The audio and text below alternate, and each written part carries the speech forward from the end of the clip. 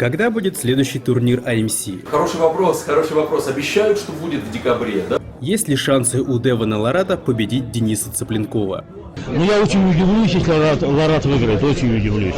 Кто является бесспорным фаворитом предстоящего турнира East vs West? Восток против Запада. Артем Тайнов, я считаю, разнесет Сашо вообще без шансов. Зачем Виктор Шевеленко просит приносить на тренировку дорогие телефоны? Вот сюда можешь положить свой телефон драгоценный, чтобы не раскрывать.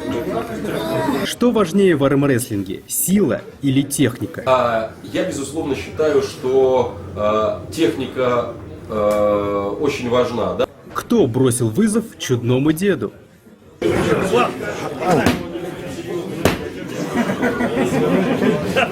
И почему нужно познавать науку борьбы на руках именно в школе армрестлинга Санкт-Петербурга?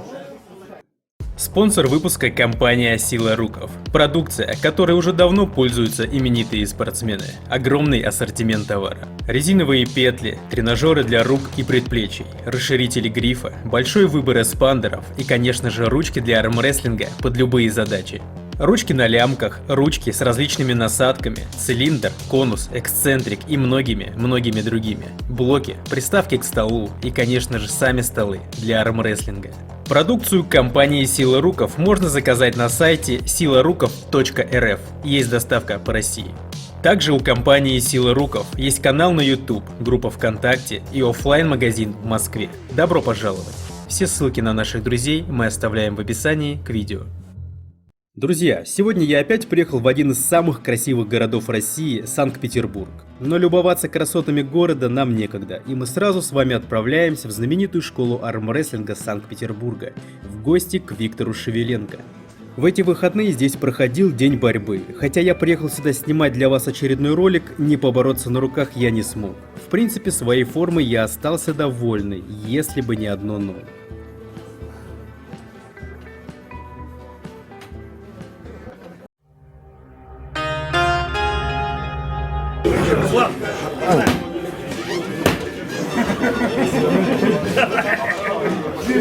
Давай, хочу тебя поддержать просто.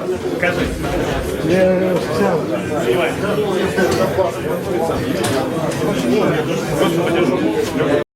Ну а как закончился этот поединок, я вам расскажу в следующем выпуске. Кстати, пользуясь случаем, обращаюсь к Кириллу Сарычеву и Энгину Терзи. Почему вы не зовете чудного деда на свои шоу? Я думаю, дед мог бы показать интересную и зрелищную борьбу. Жду от вас приглашений. На левую руку готов бороться с любым.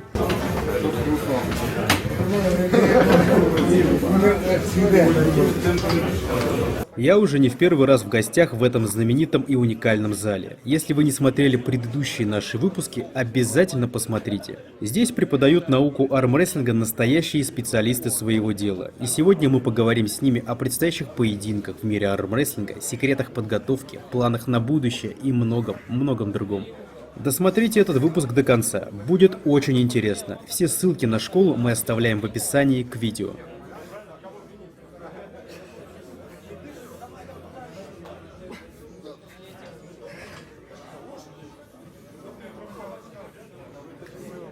Нет, ты должен начать отсюда, по диагонали вести.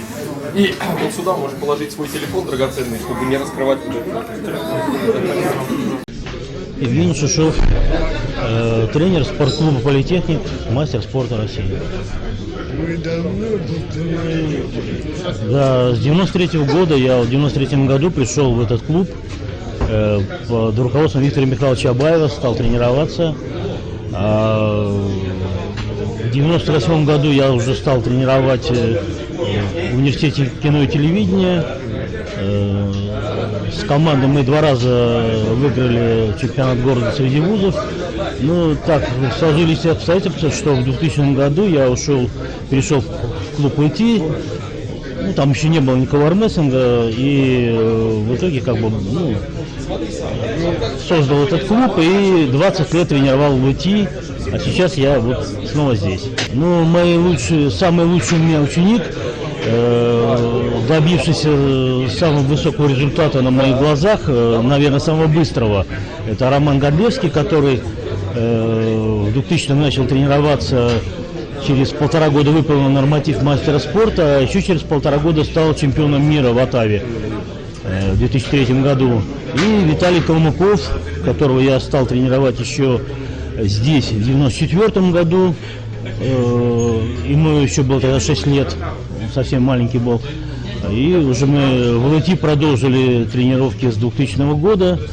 Он чемпион Европы 2007 года, трехкратный призер Кубка мира среди профессионалов. Что главное в армрестлинге, техника или сила? На мой взгляд, сила. Сила. Сила убьет любую технику. Сила определяет технику. То есть, если у тебя отведение луч, да, ты верховик, если у тебя крюк, ты крюковик. Там, но ты не можешь бороться верхом, если у тебя здесь пусто. Сила на первом месте. Я могу любого человека, любому поставить технику там, ну, за месяц идеальную, но если у него пустые руки, ну, что он сделает? У вас выходной день, день борьбы, правильно? Ну, у нас не каждый выходной день день борьбы, поскольку ну, у всех работа, у всех семьи, у всех дети, но мы стараемся раз в месяц сделать открытый день борьбы для всех желающих. Мы, естественно, не берем за это дело деньги, потому что ребята должны где-то набираться опыта, потому что они не могут взять и выйти на соревнования. А здесь у нас 6 столов, я не знаю, сколько здесь человек, я даже не считал, много. И здесь от мала до велика каждый может найти себе соперников. Это добрая традиция, которую ввел Виктор Михайлович Абаев, мой тренер. И мы сейчас ее продолжаем. К сожалению, не каждую неделю, но раз в месяц четко мы делаем день борьбы, куда приходят и молодые, которые только-только я первый раз вижу, подходят к столу, и старые перцы. Вон Боря Поско пришел, половина сборной Питера здесь, с Булатом я созванивался, он обещал подтянуться. То есть, ну, практика нужна, почувствовать стол, не забывать. Да, поэтому, да, мы устраиваем вот открытый день борьбы, и все желающие могут прийти абсолютно бесплатно. Слушай, понимаешь, здесь люди тренируются и в разных местах тоже, да, но когда ты тренируешься в фитнес-клубе, там в основном люди занимаются физкультурой, да, мы здесь занимаемся спортом, мы здесь готовим людей, которые не хотят стать чуть-чуть сильнее, а они хотят стать спортсменами, и мы тренируем их, мы им даем там, по программе тренировок именно для соревновательной борьбы. То есть мы, если у нас люди тренируются, значит люди хотят выступать на соревнованиях и побеждать. Вот. В фитнес-клубах я пытался тренироваться, даже там ставил стол, ну, не та атмосфера, не то ощущение. Тем более, когда ты приходишь в зал, где вот здесь здесь, по-моему, мастеров спорта только больше 15 человек. Да? Понятное дело, что в такой компании ты, естественно, чувствуешь себя, да, подержаться за руку там, с Булатом Цариевым, подержаться за руку с Борисом Плоской. Там это очень дорогого стоит, это, ну, практика такая. Мотивирует, конечно. Вон молодые ребята смотрят на все это дело, мотивируются, заряжаются, пускай занимаются. Это же наша главная задача. А она все-таки будет в декабре или ее не будет? Хороший вопрос. Обещают, что будет в декабре, да. Я очень сильно надеюсь, что будет, потому что хотелось бы там еще выступить. Конечно, травмы дают о себе знать, но я думаю, что я сейчас нахожусь в неплохой форме. Вот, и я буду готовиться, как будто этот турнир будет. Очень бы хотелось еще раз схлестнуться с таким количеством чемпионов. Я очень надеюсь, что турнир будет. Поэтому я готов. Ну, послушай, когда есть слухи были, что его не будет, тебя как-то это не подхватило, ты не нервничал? Слушай, я, конечно, нервничал, я расстроился, но армрестлинг жив не одними соревнованиями, не одним AMC, хотя, конечно, безусловно, это отличный турнир, один из лучших турниров, на которых я боролся. Но, слушай, есть же вершина, на которой я вот сейчас ездил, боролся. И она еще будет в Санкт-Петербурге 20 января. И если у меня получится, если я не уеду в отпуск, я там обязательно поборюсь. Есть всякие разные другие соревнования. Конечно, хотелось бы чуть заранее знать, что есть соревнования, чтобы выстроить свой тренировочный план под них, потому что мне уже там не 20 лет, и я не могу бороться так вот, типа, сказали, приезжай. Сказали, приезжай. Нет, хотелось бы уже выстроить какую-то подготовку. Вот я буду выстраивать свою подготовку, как будто AMC будет там в 20-х числах декабря, как и сказали. Что главное в этот взгляд, у вас есть сила или техника? Я, безусловно, считаю, что техника очень важна. Да? Я бы сказал, сила техника 50 на 50. Есть соперники, которые... Прости, чаек вскипел. Есть в армрестлинге есть соперники, которых ты можешь пройти только силой, а есть, например, которых ты можешь пройти только технически, потому что они намного сильнее тебя. Но в армрестлинге, я считаю, не так важна сила, не так важна техника. В армрестлинге главное упорство. То, что у тебя не получилось в этом году, у тебя получится обязательно в следующем году, если ты сделаешь выводы и если ты не будешь опускать руки. У тебя были пацаны, которые после первого розыгрыша уходили? Да, безусловно, безусловно, давай будем честными, да, это спорт, это не для всех. Кто-то не может перебороть себя, кто-то говорит, у меня болят руки, я не буду заниматься там, и так далее. То есть, безусловно, не все люди становятся спортсменами. Но наша задача, чтобы как можно больше людей стало спортсменами. Да, есть люди нетерпеливые, есть люди талантливые, одаренные, но которые не любят пахать. Да.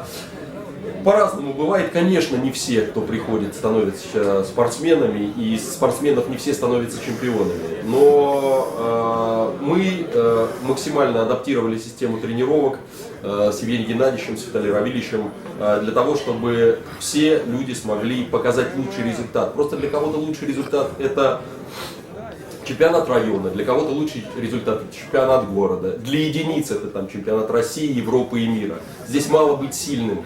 Мало быть одаренным, надо быть упорным, обязательно надо быть упорным, потому что я шел больше 15 лет к титулу чемпиона России. Вот так. И не могу не спросить тебя все-таки о поединке Ларата и Садрякова. Как ты думаешь, Слушай, есть да. шанс у Ларата? У Ларата шанс есть, и у Дениса шанс есть, но приятно, что я в Москве пару недель назад видел Дениса. Я увидел его форму, и я, честно говоря, очень порадовался. Я его видел полгода назад, и я посмотрел, что нет, в такой форме ему очень будет тяжело с Ларатом бороться. А я его видел пару-тройку недель назад, он в шикарной форме находится, я за Дениса Цыпленко. Какой счет? Слушай, я думаю, что борьба будет близкая, 4-1 или 3-2. Ну, пользу Дениса. не будет, да? Сухой не будет, безусловно, сухой не будет. Просто мне не нравится Девон Ларат, потому что очень много чего-то такого напускного, какой-то клоунады. Мне нравится, я за спорт в чистом виде, как спорт. Да, я понимаю, он все это делает для того, чтобы раскрутить поединки, но мои идеалы спортсменов это там Федор Емельяненко, который не напускал вокруг себя какой-то ненужной шелухи, а просто приходил и делал дело, и его никто 10 лет, даже больше не мог победить. Мне кажется, что когда ты топовый спортсмен, не надо во все углы кричать о себе, то, что называется петушиться. Там, если ты топовый спортсмен, то тебя и так увидят, тебя и так заметят, а тебе и так расскажут. Ну а как раскрутка, ну пиар какой-то, не? Мне кажется, это не дело спортсменов, это дело команды, промоутеров и так далее. Да, я вижу, что сейчас сплошь и рядом везде все кричат о том, какие они крутые, как они отлично всех выигрывают. Но, понимаешь, это, мне кажется, немного не настоящее. То есть я считаю, что человек в борьбе и в жизни, если он себя ведет достойно за столом, он достойно ведет в жизни себя. На мой взгляд, Ларат проиграет, возможно, не в сухую, но я считаю, что шансы Дениса намного выше на победу. Он не стал бы выходить на этот поединок, если был бы не готов. И значит, он готов очень хорошо. А Ларат, мне кажется, все-таки он больше шоумен, чем армрестлер. Он все много выиграл.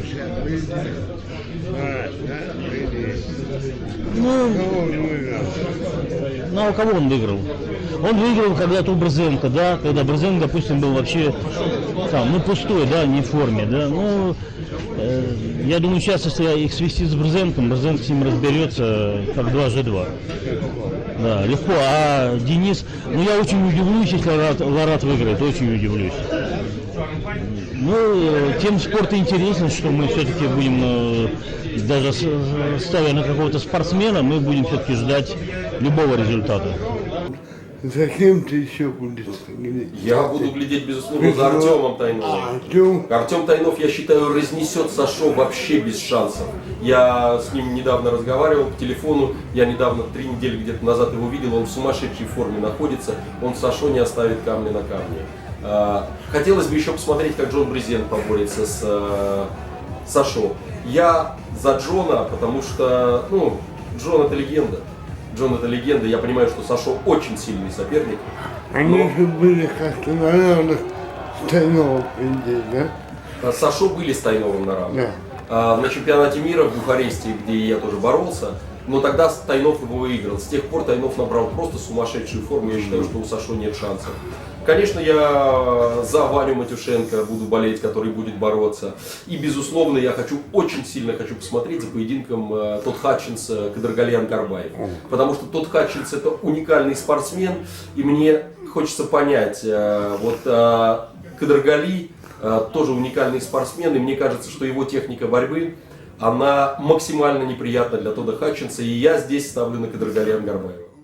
На этом все, друзья. А напоследок я вновь обращаюсь к вам с просьбой помочь мне с супругой выехать на Кубок Урала среди инвалидов, который состоится уже совсем скоро, 22-24 ноября в городе Екатеринбург. Помочь нам можно, отправив любую сумму по номеру телефона, к которому привязана карта 8 920 177 55 61. И помните, добрые дела всегда возвращаются. Подписывайтесь на канал, ведь вас ждут еще много историй с интересными героями. Пишите свое мнение в комментариях, мы все читаем. Ставьте лайк, если понравился сюжет, и не забудьте поделиться этим роликом у себя на страничке в социальных сетях. Это важно для меня и алгоритмов ютуба. Для вас работал чемпион мира по пара-армрестлингу Зинятуллин Руслан. Текст читал Курбанов Эрик. А я думаю, ты его типа пожалел, аккуратней.